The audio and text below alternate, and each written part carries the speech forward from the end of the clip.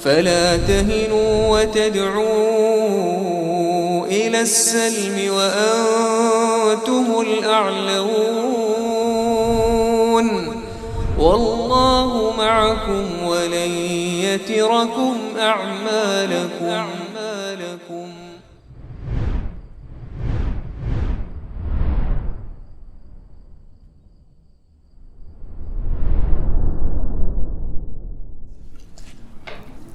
Bismillahirrahmanirrahim. Assalamualaikum warahmatullahi wabarakatuh. Innal hamdalillah nahmaduhu wa nasta'inuhu wa nastaghfiruh wa na'udzu billahi min shururi anfusina wa sayyiati a'malina may yahdihillahu fala mudilla lahu wa may yudlil fala hadiya lahu. Asyhadu an la ilaha illallah wahdahu la syarika lahu wa asyhadu anna Muhammadan 'abduhu wa rasuluhu la nabiyya ba'dahu. قال الله تعالى في كتابه العزيز يا أيها الذين آمنوا اتقوا الله حق تقاته اتقوا الله حق تقاته ولا تموتن إلا وأنتم مسلمون يا أيها الناس اعبدوا ربكم الذي خلقكم من نفس واحدة وخلق منها زوجها وبث منهما رجالا كثيرا ونساء واتقوا الله الذي تساءلون به والأرحام إن الله كان عليكم رقيبا. استغفر. يا أيها الناس اتقوا ربكم الذي خلقكم من نفس واحدة وخلق منها زوجها وبث منهما رجالا كثيرا ونساء واتقوا الله الذي تساءلون به والأرحام إن الله كان عليكم رقيبا. يا أيها الذين آمنوا اتقوا الله وقولوا قولا سديدا يصلح لكم أعمالكم ويغفر لكم ذنوبكم ومن يطع الله ورسوله فقد فاز فوزا عظيما. فإن أصدق الحديث كتاب الله وخير الهدي هدي محمد صلى الله عليه وسلم وشر الأمور محدثاتها وكل محدثة بدعة وكل بدعة ضلالة wa kullu dhalalatin finnar. Amma ba'd. Ikhwah sekalian rahimani wa rahimakumullah, di antara fitnah yang melanda terutama di zaman internet age seperti sekarang, terutama semenjak 2010 kemari dan mungkin seterusnya entah sampai kapan, adalah fitnah at-takatsur, fitnah al-lahu, fitnah kelalaian dengan at-takatsur.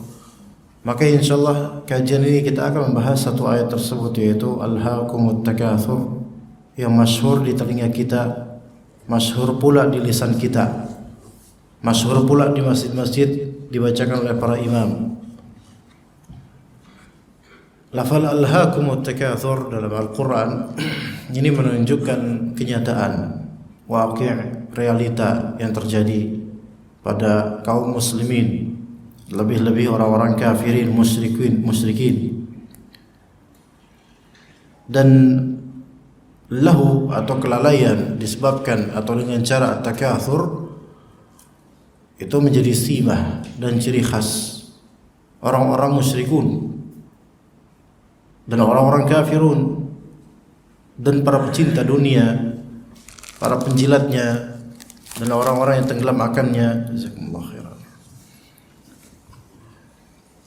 Tafsir terhadap ayat ini mungkin kita tidak sampai ke dalam akhir surat, melainkan cukuplah lafal alhaakumut takatsur menjadi suatu peringatan bahwasanya karakter atau sifat at-takatsur itu berpotensi melalaikan, dan ketika itu berpotensi melalaikan maka akan mewariskan kerugian di dunia, lebih-lebih di akhirat. Ikhwah sekalian rahimani wa rahimakumullah, allahu yaitu kelalaian yang terjadi dengan sebab internet dan semisalnya, itu sesuatu yang musyahad, waqi', happening, terjadi dan tersaksikan dan juga terasakan oleh kita semua. Memang beda dengan zaman-zaman dahulu ketika kalau banyak orang, bapak-bapak di sore hari duduk di teras rumah sambil ngeteh. Ini teh atau bukan? Coba saya coba dulu ya, biar saya tidak salah tunjuk ya. Ya, ini teh atau lemon apa-apa? Atau teh lemon? Lemon tea, ya teh lemon. Ngeteh gitu. Sambil celupin rengginang. Ya, kemudian dimakan sambil ngelihat orang-orang yang lalu lalang di teras sambil bengong diam gitu. Ada orang lewat. Mampir bang, mampir gitu. Nah, seperti itu. Itu kurang kerjaan memang zaman dulu. Sekarang jarang seperti itu. Apa sekarang? Sekarang semua pada lihat HP. Udah ada handphone, bisa nonton, bisa baca, bisa ini dan seterusnya. Apakah ada kemajuan relatif? Yang sebenarnya lebih afdal adalah ketika zikir, baik tanpa HP atau dengan HP. Baik tanpa HP atau dengan HP. Yang afdal adalah zikir. Dengan HP bisa dia zikir, mungkin dia melihat zikir pagi petang atau setengah baca Al-Quran atau baca artikel ilmiah, keagamaan, faedah dan seterusnya.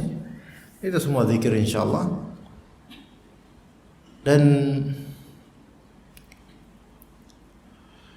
kelalaian yang terjadi Allahu dengan cara takatsur itu sangat happening pada zaman sekarang, terjadi sekali pada zaman sekarang. Hingga membutakan orang,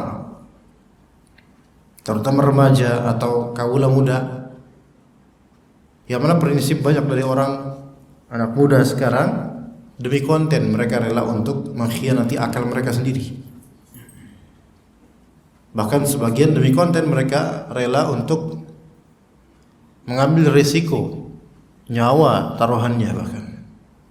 Sebagaimana belakangan ini dan juga beberapa tahun berlalu sebenarnya sudah pernah terjadi berkali-kali, yaitu beberapa kelompok pemuda menyetop truk di jalanan yang sedang ngebut-ngebutnya demi konten. Ada beberapa temannya dari beberapa sisi meliput dengan kamera handphone mereka. Kemudian beberapa pemuda ini dengan tiba-tiba dari pinggir jalan ada truk langsung dicegat ini stop. Sampai ada kemudian ya bagaimana truk tidak bisa merem mendadak, akhirnya tertabraklah. Dan sebagian ada yang terlindas dan semisalnya. Itu sudah terjadi sejak beberapa tahun lalu sebelum Covid bahkan.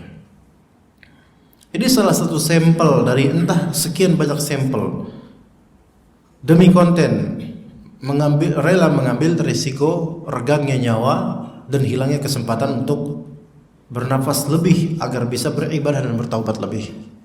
Kasihan. Ketika orang-orang yang sedang sakit mereka berharap kepada Allah Azza wa Jalla agar dipanjangkan umurnya, disembuhkan dan dipanjangkan umurnya supaya bisa bertaubat dan beribadah. Namun orang-orang ini mengambil risiko sebaliknya. Mereka mengambil shortcut, yaitu bagaimana cara menyudahi saja gitu dengan cara itu. Na'udzubillah min dzalik. Pikiran yang sangat pendek. Tapi tujuannya apa? Sebenarnya tujuannya takatsur, jemaah. Takatsur. Nah, istilah takatsur ini yang perlu kita dudukkan sebenarnya. Karena kalau di terjemahan Al-Quran versi kita, maksudnya bukan Al-Quran versi kita, versi terjemahan Al-Quran Indonesia, salah juga ya. Al-Quran versi, salah juga, nggak ada Al-Quran versi ya. Al-Quran terjemahan versi Depak dan semisalnya, terjemahannya ya, yang versinya bukan Al-Quran versinya, bukan. Terjemahan versi Indonesia itu kerap kali takatsur dimaknai bermegah-megah. Ada benarnya memang, tetapi tidak selalu takatsur itu artinya bermegah-megah. Ya. Takatsur itu ada makna kathrah. Kathrah itu banyak. Dia memperbanyak gitu loh. Tapi kalau diistilahkan dengan memperbanyak itu juga tidak tepat kita. Tidak menyeluruh. Takatsur kalau dibilang bermegah-megah, iya, kadang benar, tapi tidak selalu benar. Dibilang memperbanyak, iya ada benarnya juga, tapi tidak selalu memperbanyak dan seterusnya. Ini menunjukkan ini yang disebut i'jaz Al-Quran. I'jaz Al-Quran al-lughawi, yaitu i'jaz itu sendiri di Indonesia juga tidak ada terjemahan yang lebih cocok, yaitu betapa sempurnanya kesusastraan bahasa dalam Al-Quran, yang satu istilah dalam Al-Quran itu kalau diterjemahkan itu tidak akan bisa komplit untuk mengarungi seluruh makna yang terkandung dalam satu istilah tersebut. At-takatsur, kita pakai berapa sinonim deh, misalnya memperbanyak, dengan beberapa sinonim dari memperbanyak, itu tidak bisa mengcover semua dari maksud dalam at-takatsur. Begitu bermegah-megah, karena at-takatsur itu mencakup beberapa sikap yang tidak mesti bersifat bermegah-megah, gak mesti. Apakah mereka yang pakai konten sampai rela meregang nyawa itu bermegah-megah? Tidak juga. Apakah mereka mendapatkan kekayaan? Enggak juga. Tetapi mereka bisa masuk ke dalam sifat atau masuk ke dalam contoh bentuk takatsur, yaitu memperbanyak, bisa tanpa bermegah-megah. Ya. Taib. At-takatsur. Kata Allah Azza wa Jalla, alhaakumut takatsur. Suratnya at-takatsur. Diartikan di Indonesia biasanya bermegah-megah. Ya, dikatakan oleh Ibnu Qayyim al-Jauziyah dalam Al-Fawaid atau Fawaid al-Fawaid, ukhlisat hadhihi suratu lil wa'di wal wa'idi at-tahdid wa kafa biha mau'izatan liman 'aqalaha. Jadi surat ini ukhlisat, disaripatikan atau dimurnikan untuk al-wa'd dan al-wa'id. Al-wa'd dan al-wa'id, dua hal yang seolah sama tapi sesungguhnya berbeda, bahkan berlawanan. Al-wa'd itu janji baik, al-wa'id itu ancaman. Beda ya, janji baik dengan ancaman. Al-wa'd itu janji baik seperti misal, wa'adallahu alladhina amanu wa 'amilus salihati lahum maghfiratu wa ajrun 'azim. Allah menjanjikan kepada orang beriman dan beramal saleh, mereka akan mendapatkan apa? Ampunan dan ganjaran yang agung besar. Itu namanya wa'ad, yaitu janji baik. Ya. Juga misal ayat lainnya banyak seperti wabashshiril ladzina amanu wa 'amilus salihati an lahum jannat, dan seterusnya dari ayat Al-Qur'an. Dan beritakanlah kabar gembira kepada orang beriman dan beramal saleh, mereka akan mendapatkan surga, kemudian buah-buahan, kemudian istri-istri, kemudian keabadian di surga dan segala kenikmatannya. Kemudian juga kata Allah Azza wa Jalla, ya ayuhan nas inna wa'dallahi haqq. Sesungguhnya, wahai manusia sekalian, sesungguhnya janji Allah, wa'dallah, wa'd ini janji baik, janji baiknya Allah itu hak, benar terjadi.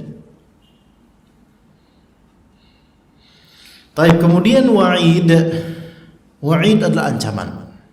Ya, bedanya wa'ad dengan wa'id. Wa'ad itu janji baik dan wa'id itu ancaman. Ya. Ancaman untuk orang yang kufur pada Allah atau orang yang melakukan amalan yang buruk. Ya.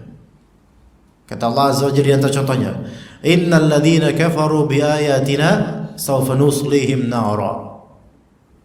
Sesungguhnya orang-orang yang kufur kepada ayat-ayat kami, sawfa nuslihim nara, kami akan memanggang mereka di api neraka. Kullama nadijat juluduhum baddalnahum juludan ghairaha liyadzuqul azab.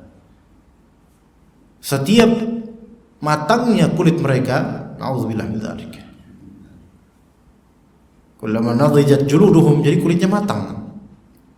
Baddalnahum juludan ghairaha, maka kami akan gantikan kulit lainnya. Jadi kulitnya diganti lagi. Udah hancur, matang, maka Allah perbaharui, Allah ganti lagi. Tujuannya apa diganti itu? Apa untuk hiasan? Bukan. Liyadzuqul azab, supaya mereka itu merasakan. Tujuannya merasakan. Tujuannya supaya kerasa itu azab mustamir, daim, terus menerus karena kufurnya mereka. Ya. Ini apa? Ini namanya wa'id. Wa'id yaitu ancaman. Ya. Belum lagi ancaman-ancaman lainnya yang disebutkan dalam Al-Quran ataupun dalam hadis Nabi sallallahu alaihi wasallam. Kata Nabi di antaranya, "Man kadzaba 'alayya muta'ammidan falyatabawwa maq'adahu minan nar."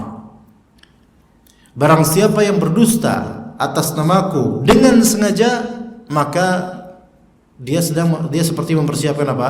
Tempat duduknya di neraka nanti. Ini ancaman.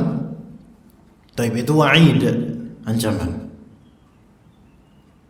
Kata Allah Azza wa Jalla, sekarang kita finalkan, innallaha la yukhliful mi'ad.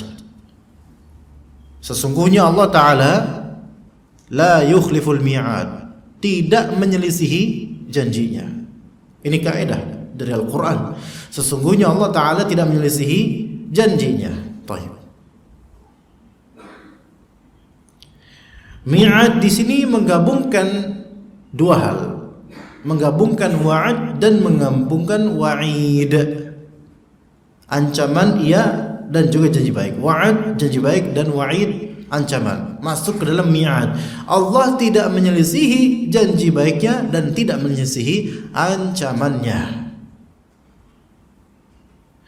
Nah, lebih rinci lagi, Allah tidak menyelisihi janji baiknya terhadap orang beriman dan beramal saleh, dan Allah Ta'ala tidak menyelisihi ancamannya terhadap orang yang kufur dan sekaligus udah kufur kemudian beramal buruk. Itu tidak Allah selisihi janji buruknya, yaitu ancamannya neraka absolut. Beriman dan beramal saleh sesuai janji baik Allah, yaitu surga Allah.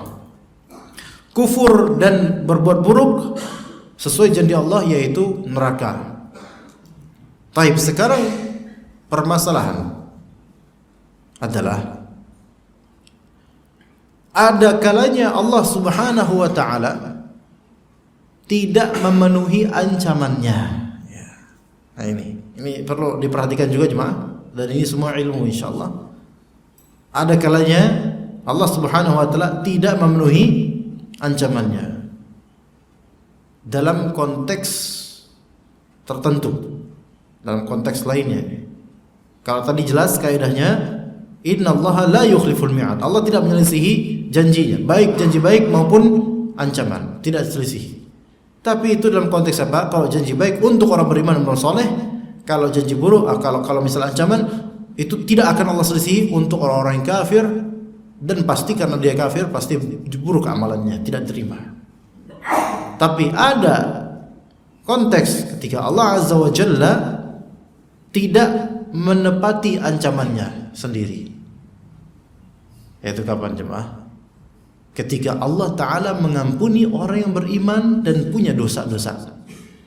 Kalau Allah ampuni, orang ini memang terancam, ya kan? Orang ini terancam untuk masuk neraka, dan dia punya beriman, tapi punya maksiat yang Allah lebih tahu seberapa kadar maksiatnya. Namun karena rahmat Allah Azza wa Jalla sabaqat ghadabi, yaitu rahmat Allah melampaui murkanya, maka Allah Subhanahu wa Ta'ala ampuni dia. Itu diantara sebab, itu sebab pertamanya itu. Kemudian ada sebab-sebab lainnya yang membuat Allah Ta'ala tidak menepati ancamannya kepada orang beriman dan ahli maksiat ini. Orang beriman yang ahli maksiat ini, bisa jadi karena orang beriman yang ahli maksiat ini, dia adalah orang yang menutupi maksiatnya, tidak terang-terangan. Karena dia pun punya merasa bersalah kepada Allah, namun belum sempat taubat. Maka karena karena Allah Ta'ala tutupi di dunia aibnya dan juga aurat dari maksiatnya, Allah tutupi itu, tidak tersebar ke manusia. Dan dia juga berusaha menutupi maksiatnya sendiri. Dan dia juga punya ada rasa penyesalan juga, namun belum sampai tahap taubat. Maka di akhirat nanti kemungkinan Allah Subhanahu wa taala juga akan menginterogasinya dan menampakkan kepadanya apa? Gambaran-gambaran maksiat lampaunya di masa dunia dulu. Ini ada dalam hadisnya Nabi SAW. Sampai kemudian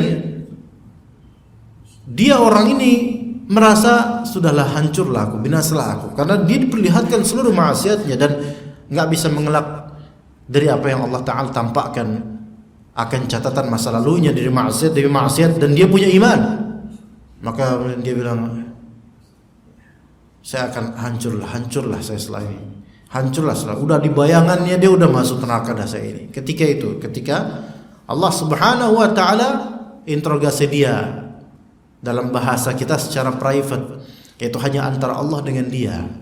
Kenapa? Karena dulu ketika dia maksiat itu dia sembunyi-sembunyi.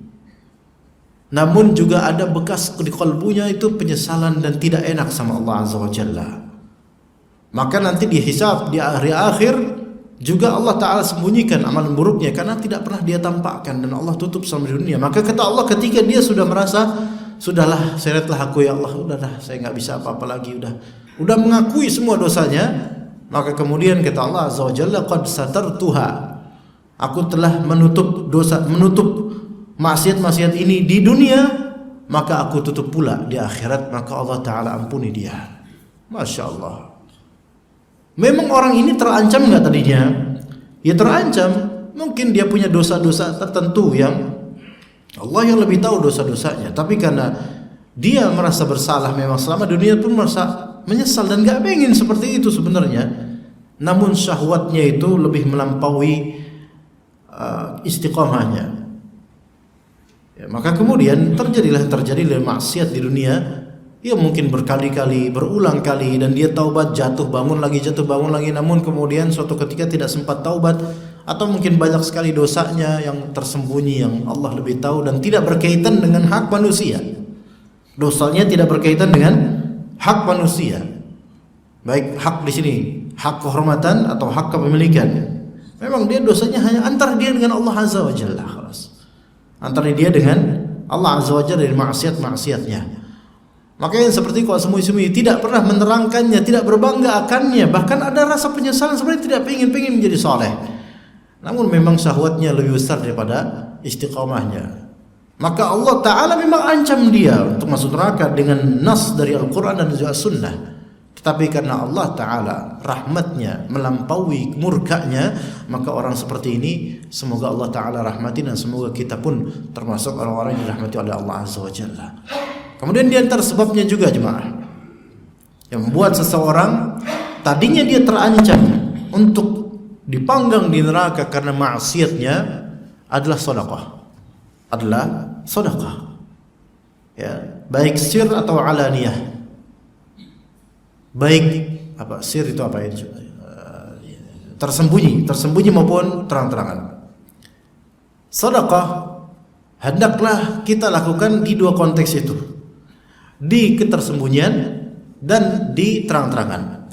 Di ketersembunyian agar menjaga keikhlasan, dan perlu juga sedekah di terang-terangan dengan terang-terangan agar menjadi contoh. Bukan untuk pamer ya, agar menjadi contoh. Kadang perlu jemaah. Ya, tapi ada kalanya perlu kita juga sedekah sembunyi-sembunyi, dan itu lebih penting insyaallah. Karena sedekah itu tutfi'u ghadabar rahman. Sedekah itu memadamkan kemurkaan Allah Ar-Rahman. Dan sedekah dan manusia, seorang muslim di hari akhir dia akan mendapatkan naungan sesuai dengan sedekahnya. Nanti di pada mahsyar kita sangat perlu jemaah sekalian naungan itu karena panas. Maka kita perlu sedekah sebagai bekal untuk hari akhir kita. Perlu sedekah, sangat-sangat perlu. Baik sedekah wajibah seperti zakat dan juga nafkah terhadap istri, anak, atau orang yang kita tanggung, atau sedekah mutlaqah yang sunnah. Lakukan itu.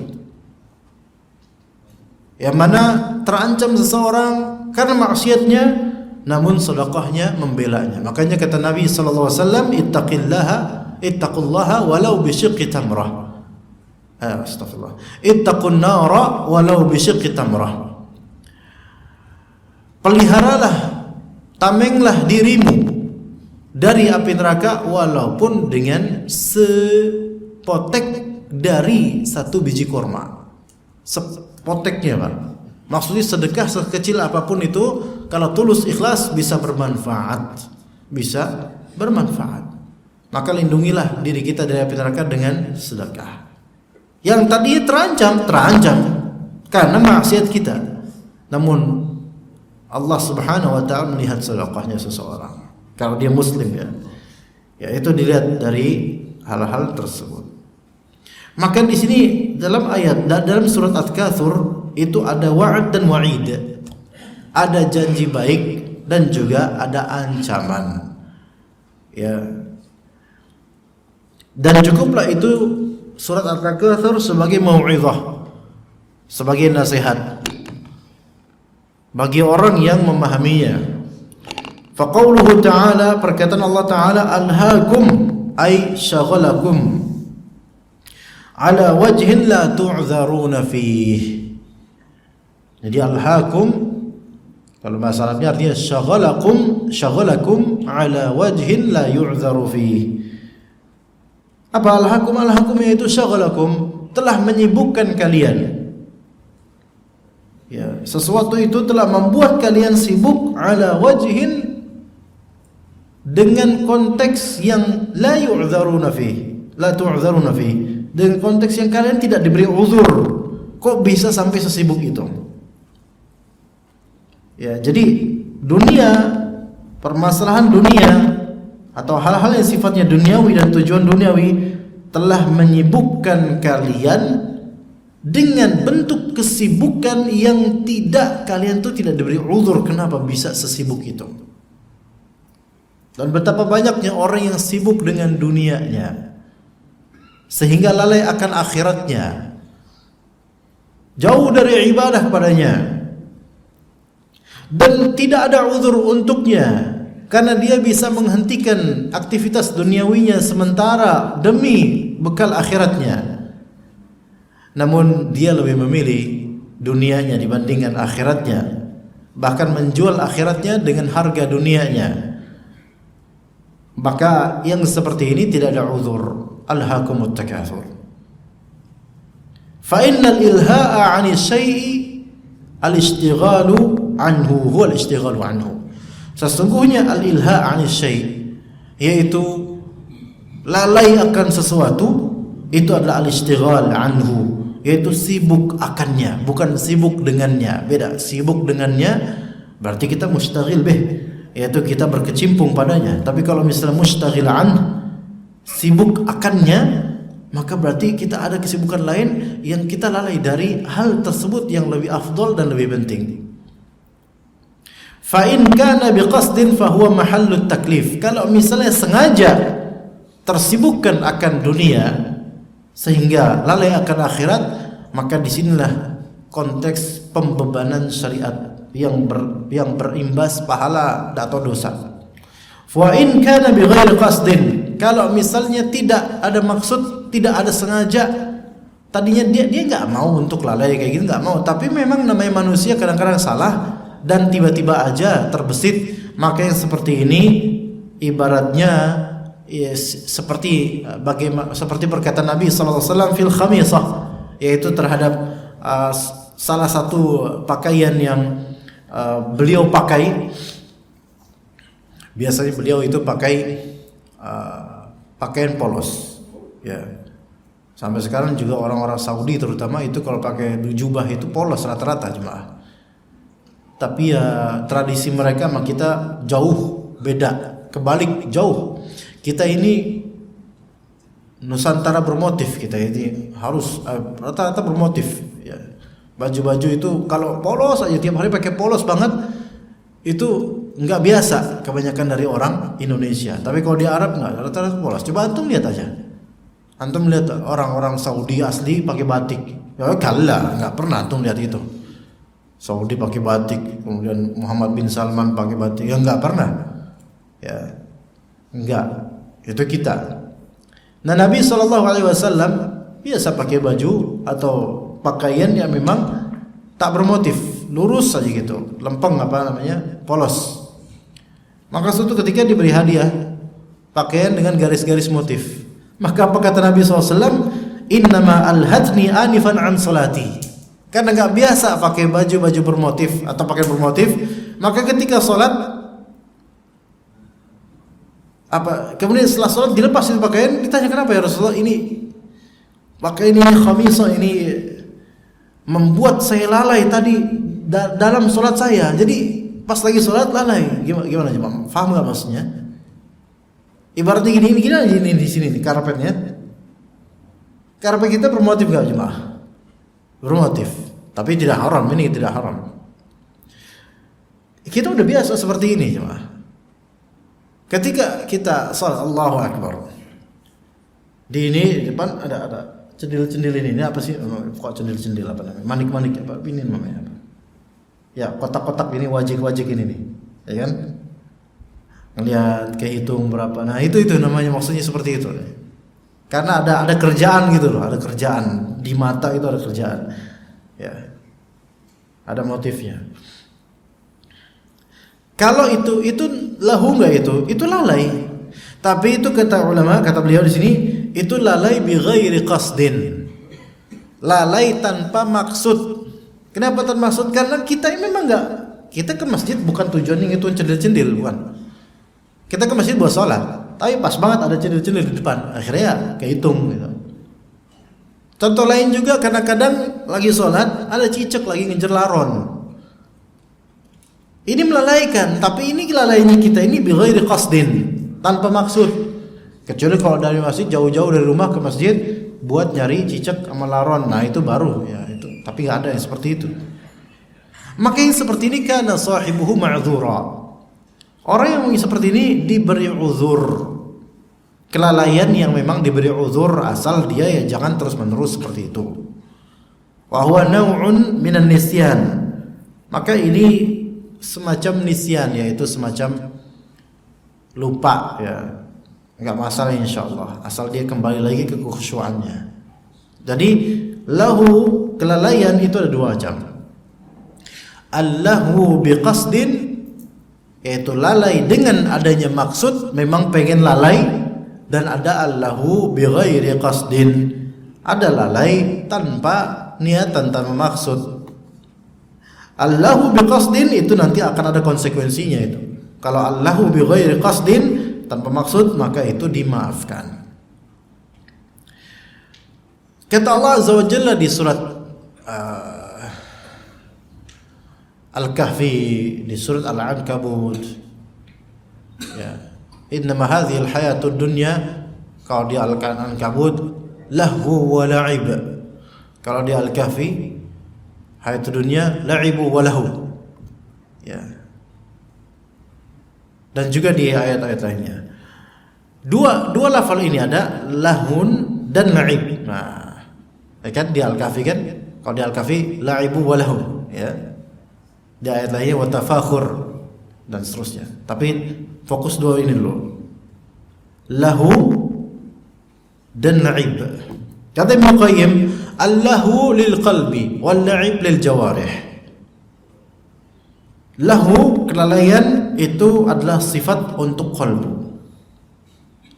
Adapun la'ib, maka itu sifat untuk anggota tubuh lainnya, tangan, kaki, mata, dan seterusnya, anggota tubuh. Jadi lahu itu adalah sifat atau perbuatan hati. Adapun la'ib adalah perbuatan jawarih, anggota tubuh, dengan bergerak dan semisalnya. Nah, kata Allah Azza wa Jalla, sesungguhnya kehidupan dunia itu adalah kelalaian hati dan permainan anggota tubuh, gitu.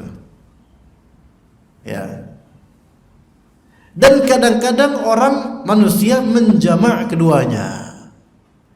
Dia lalai hati sekaligus main-main anggota tubuhnya.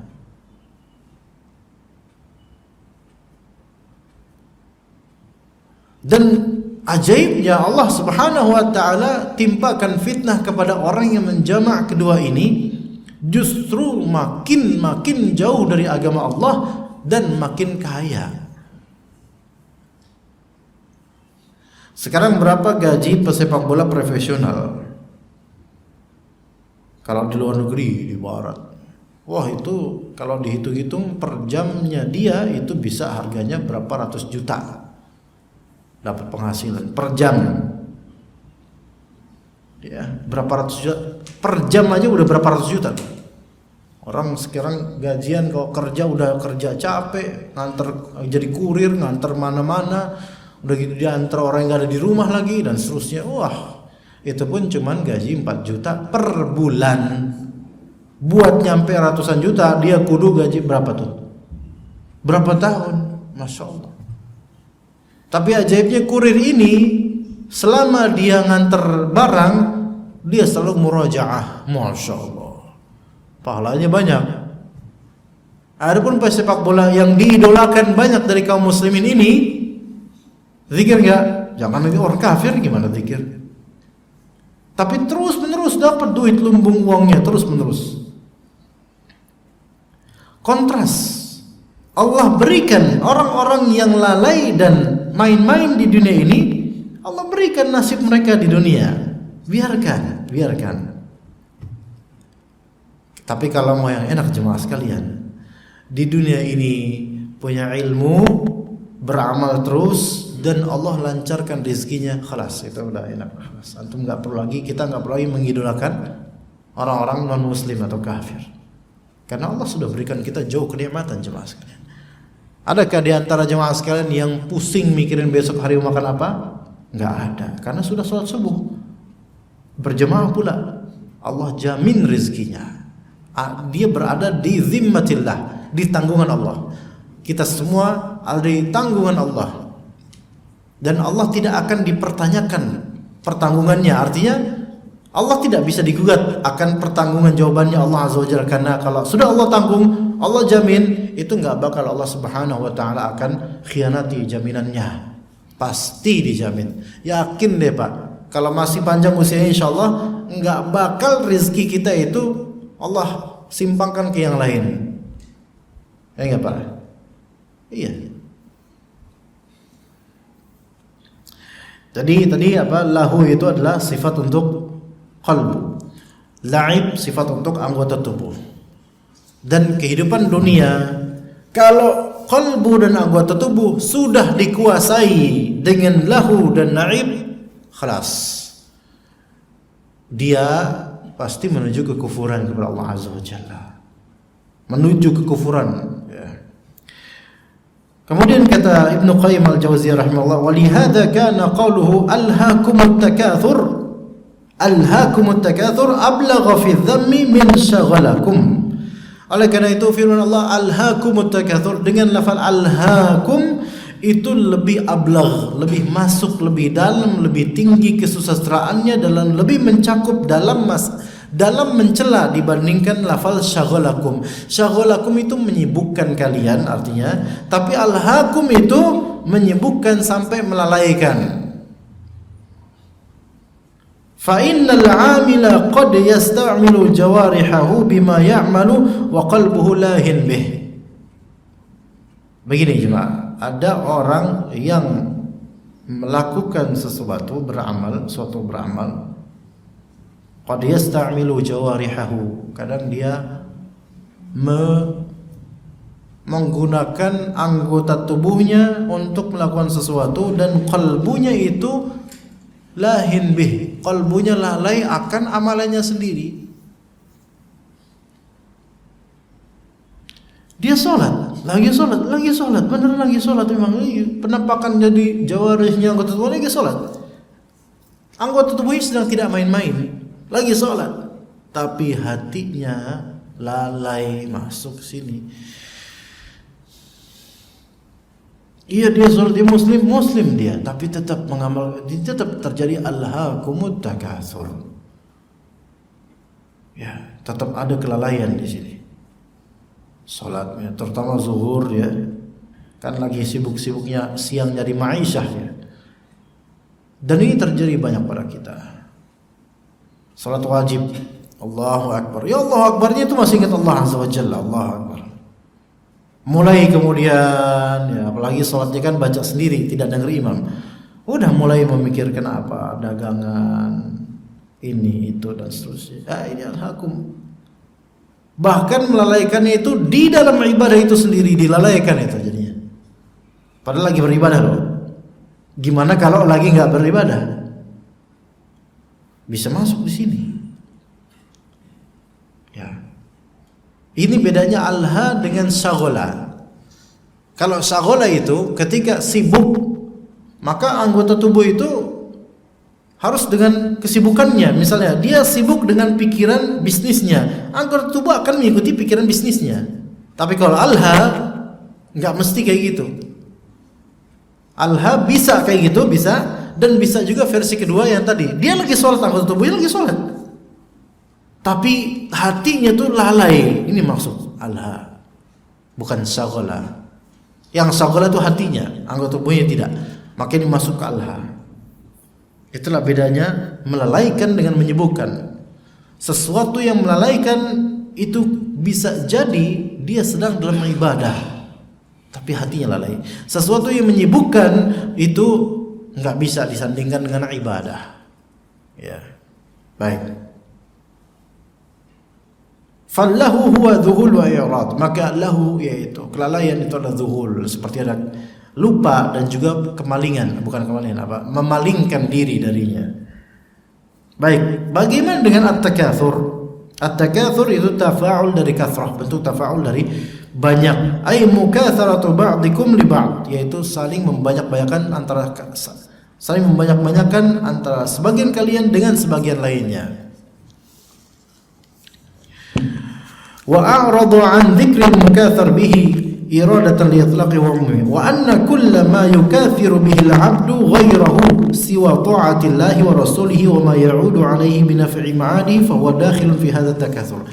Nih, takatsur itu apa? Takatsur adalah ma yukathiru bihi al-'abdu ghayrahu, yaitu apa yang diperbanyak oleh hamba selain dari ketaatan kepada Allah dan Rasulnya, dan apa yang bermanfaat untuk akhiratnya, itu adalah takatsur. Jadi takatsur adalah apa yang diperbanyak. Diperbanyak itu nggak mesti kuantiti, pikiran juga bisa, hanya pikiran saja, walaupun nggak berupa materi konkret.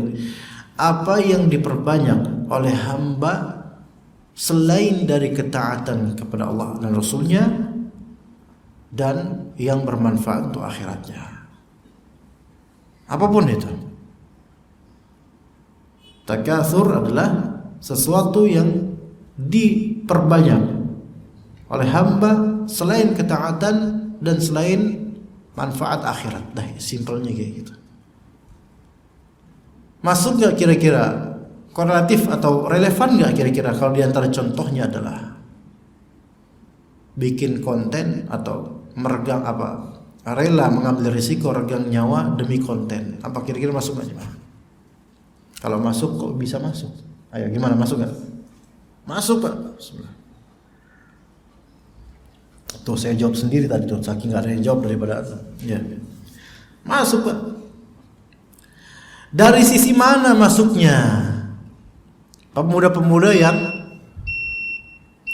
turun ke jalan nyetop truk demi konten, atau seseorang yang dia jungkir balik di gedung tertinggi,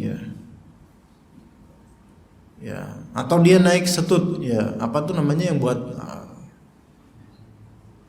listrik itu sampai ke atas menara itu sambil bawa tongsis. Tujuannya apa coba itu semua? Coba lihat tujuannya apa coba? Kan konten kan? Apa tujuan konten itu supaya apa? Memperbanyak viewers, supaya banyak yang lihat, ya kan gitu.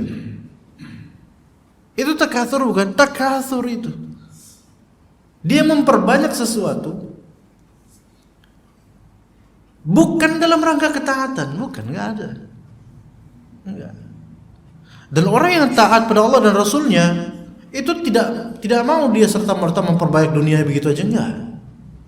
Mereka itu bikin konten supaya dilihat kan. Dan semakin sensasional, semakin banyak yang lihat kan.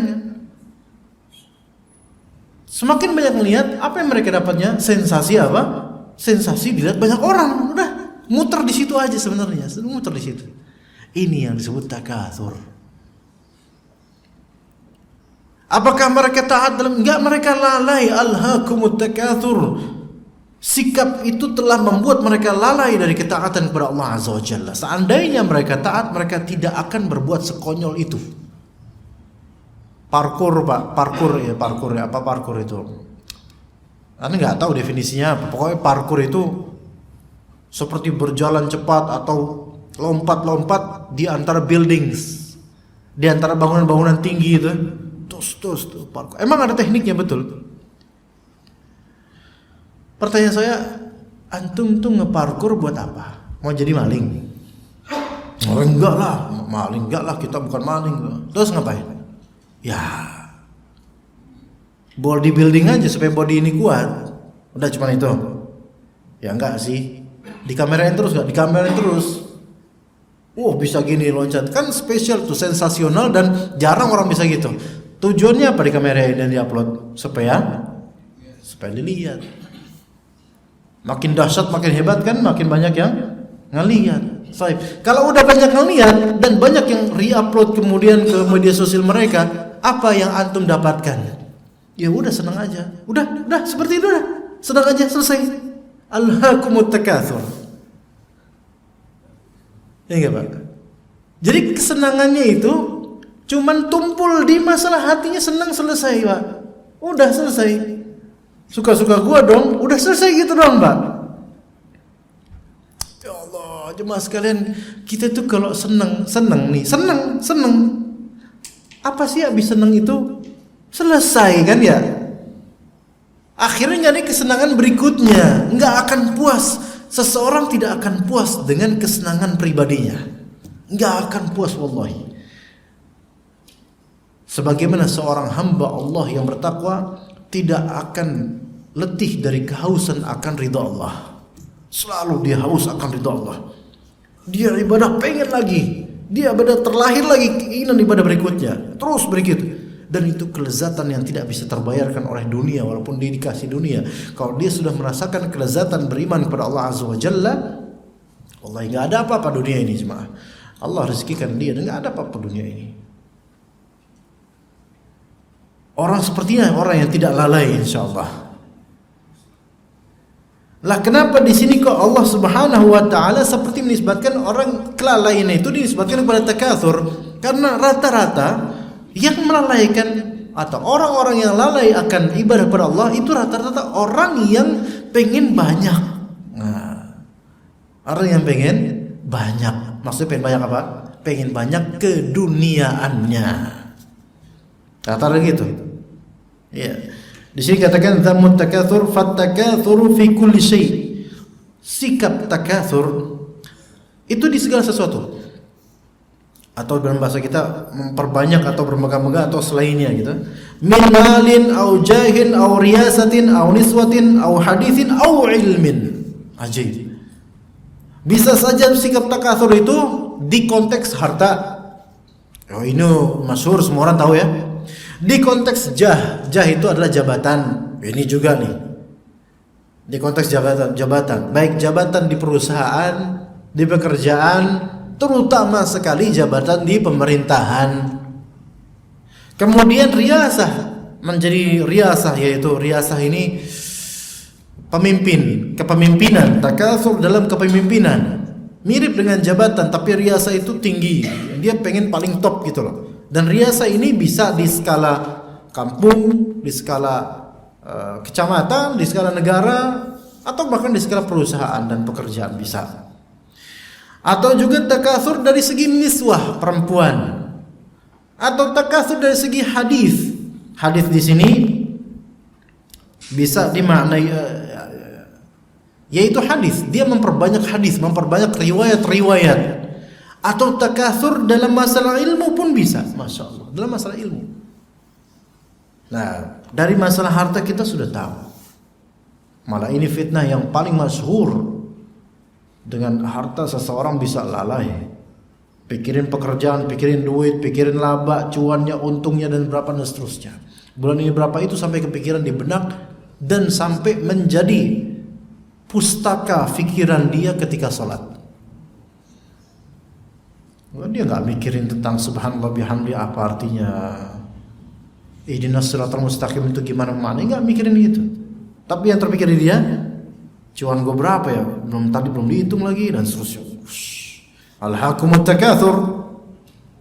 Kemudian jah, yaitu tadi apa? Jah itu jabatan. Bahasa kita jabatan dari kata jabat. Pejabat, maka orang yang menjabat tangan, artinya dia itu punya janji. Tapi yang terjadi mengkhianati apa yang dia jabat. Mengkhianati siapa yang dia jabat. Itu yang banyak terjadi. Kenapa kok banyak pengkhianatan dalam masalah jabatan? Karena takatsur, karena lalai. Maka ketika menjabat udah, ya karena itu yang dicari kok. Karena lalai akhirnya udah nggak mikirin agama, nggak mikirin konsekuensi akhirat, nggak mikirin ancaman Allah Azza wa Jalla, nggak mikirin hak-hak orang lain. Akhirnya terjadi yang terjadi. Alhaakumut takatsur. Maka Rasulullah SAW melarang kaum muslimin siapapun itu untuk mencari jabatan. Karena Allah tidak akan tolong yang seperti itu kecuali yang memang Allah takdirkan dia untuk diusung oleh orang-orang. Tapi yang mencari dan memburu, nah itu yang tidak Allah tolong. Rata-rata gitu. Bahkan Allah buat dia lalai dengan jabatannya. Beneran rata-rata gitu. Itu kata Nabi SAW, tidak ditolong yang seperti itu. Yang mencari-cari. Kemudian yang ketiga kata beliau riasah, kepemimpinan itu juga. Bahkan ini fitnah besar. Susah menjadi imam yang adil, susah. Makanya dalam hadis Nabi SAW yang sab'atun yudhilluhumullahu fi dhillihi yawma la dhilla illa dhilluh, 7 golongan yang akan diberikan naungan oleh Allah di hari yang tiada naungan selain naungan darinya. Yang paling pertama disebut oleh Nabi SAW apa? Imamun adil. Imam yang adil, karena ini yang paling sulit sebenarnya. Memang imam adil ini tafsirannya itu lebih luas, bukan hanya masalah kepala negara atau pemimpin atau pejabat atau dan seterusnya dari kabinet. Enggak mesti. Ya itu juga itu termasuk itu paling besarnya, namun juga masuk ke dalam skala keluarga yang wajib. Imam yaitu bapak-bapak sekalian kita ini harus adil. Baik al-adl baina zaujat atau al-adl baina al-aulad. Adil antara istri-istri kalau punya lebih dari satu, dan adil antar anak-anak kalau punya lebih dari satu. Itu sesuatu yang tidak ringan jemaah sekalian. Tidak ringan. Harus punya ilmu tentang keadilan. Kadang kita punya konsepnya secara syar'i, tapi prakteknya itu kadang susah karena kadang-kadang ada kecondongan kepada anak tertentu, dan dengan kecondongan itu kita kadang menafkahi atau memberi hadiah tidak bisa adil, dan itu akan ada ancaman di akhirat. Nauzubillah min dzalik. Kalau bisa adil, masya Allah. Makanya jadi rais, pemimpin keluarga aja itu kita kadang-kadang keteteran jemaah. Kadang-kadang ya, mudah-mudahan akan Allah perbaiki insyaallah ya. Jadi jangan sampai gara-gara kita kepengen jadi penguasa atau kepala keluarga kemudian melalaikan niswah. Nah, yaitu memperbanyak perempuan. Maksudnya di sini memperbanyak istri, maksudnya bukan memperbanyak niswah, bukan memperbanyak anak, tapi memperbanyak istri. Bukan berarti memperbanyak istri sesuatu yang buruk, bahkan itu sesuatu yang masyru', dianjurkan jika memang dengan syarat apa? Al-adl, bisa berbuat adil. Kalau tidak bisa berbuat adil, maka tidak boleh untuk melakukan poligami karena dia belum memenuhi syarat. Di antara indikator berbuat adil adalah di antara indikator bisa berbuat adil terhadap para istri adalah dia memang loyal dan royal. Kalau pelit, bakhil, medit, afrit, bakhil, syuh dan semisalnya, itu tidak akan pantas berpoligami. Bakhil, udah laki-laki bakhil itu jelek sekali jemaah. Gimana jadi pemimpin? Ya, diirit-iritin, padahal punya duit banyak tapi diirit-irit. Ya, istrinya biarinlah tersiksa, biarin kurus anak-anak gimana. Itu nggak bisa seperti ini. Ya, nggak bisa adil nantinya. Maka ini bisa menjadi fitnah dan memang terjadi di antara ikhwan. Terjadi di antara ikhwan at-takatsur fin nisa. Tanpa ilmu, belum butuh untuk poligami, namun memaksa diri karena dibakar atau bukan dibakar, dikomporin sama temen-temennya, atau kadang dikomporin sama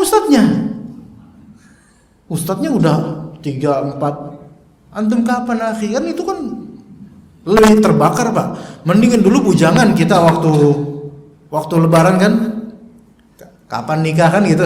Itu gimana rasanya pak? Gak enak kan hati? Itu lebih gak enak lagi seorang bapak yang sudah mapan digituin sama temennya.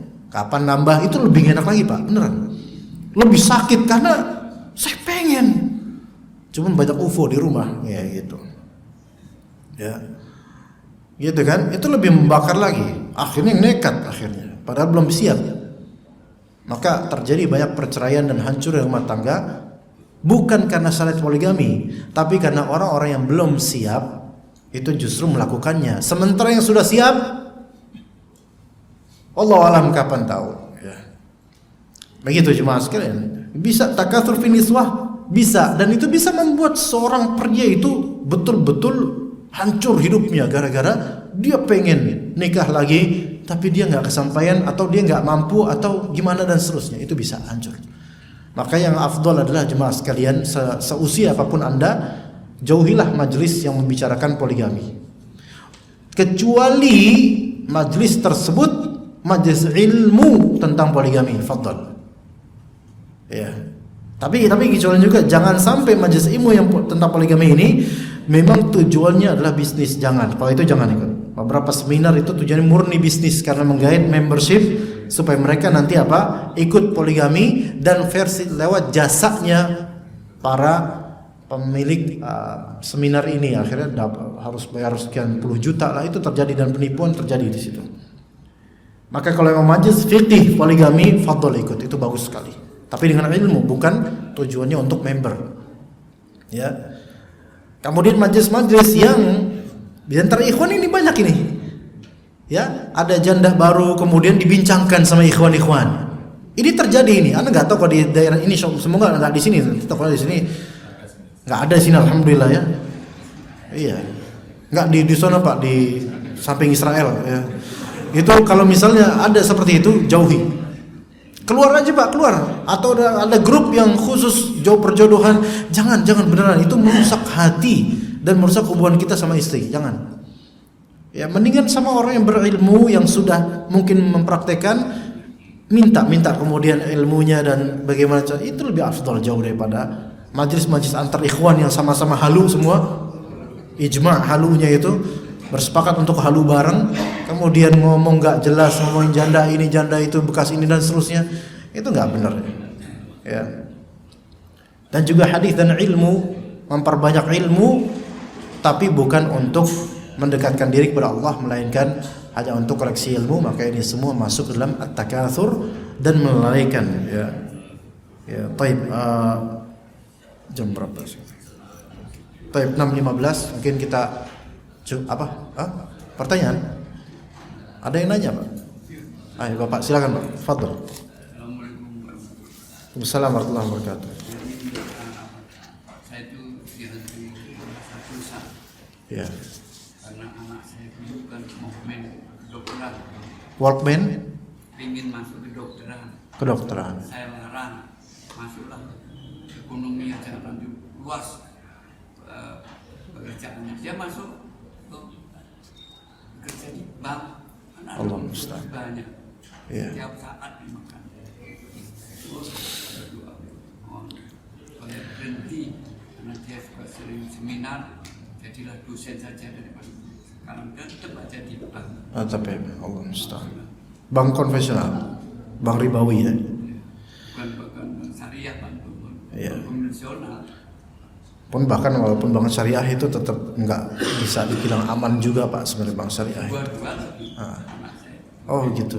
Ya Sekarang faman taba wa aslaha, ya dia harus melakukan taubat. Bapak taubat dari ajakan itu dulunya kan karena sebab provokasi ya, maksudnya nasihat Bapak untuk ke ekonomi ya. Jalannya kan dari situ. Kemudian Bapak melakukan aslaha, yaitu islah, memperbaiki semampunya dengan cara mengingatkan dan menasihati aja. Selebihnya itu urusan hidayah, urusan Allah Azza wa Jalla. Ya, jadi Rasul aja yang seorang Rasul dan amanahnya besar untuk umat itu hanya dibebani balagh, yaitu penyampaian saja. Maka Bapak sampaikan tanpa maksa karena mereka ini kan sudah besar, dewasa. Jadi itu ikhtiar dan pilihan mereka.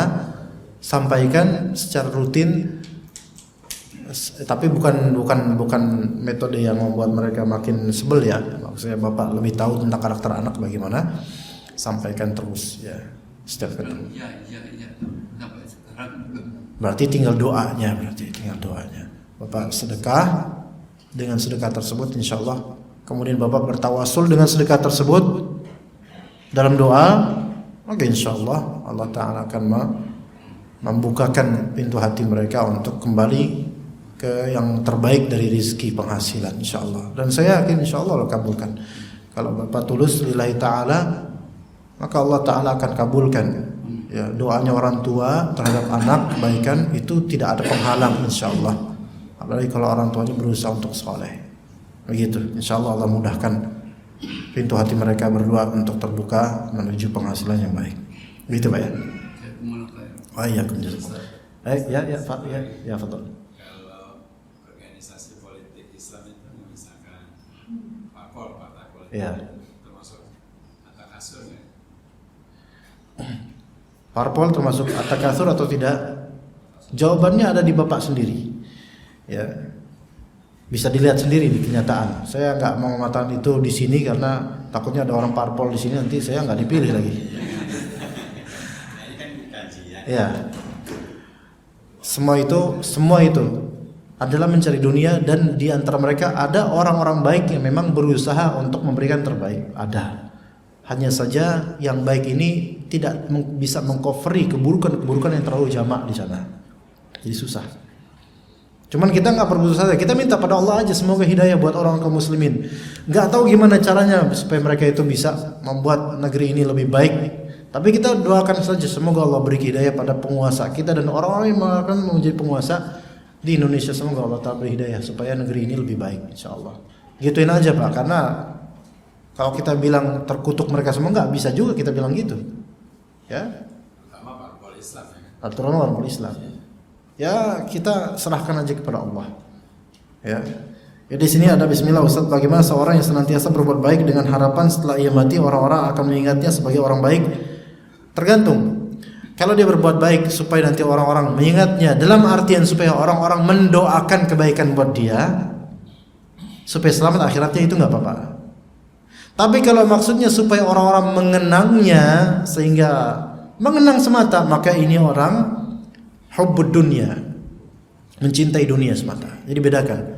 Ada beramal, berbuat baik, banyak sedekah supaya nanti setelah matinya orang-orang mengenang dia.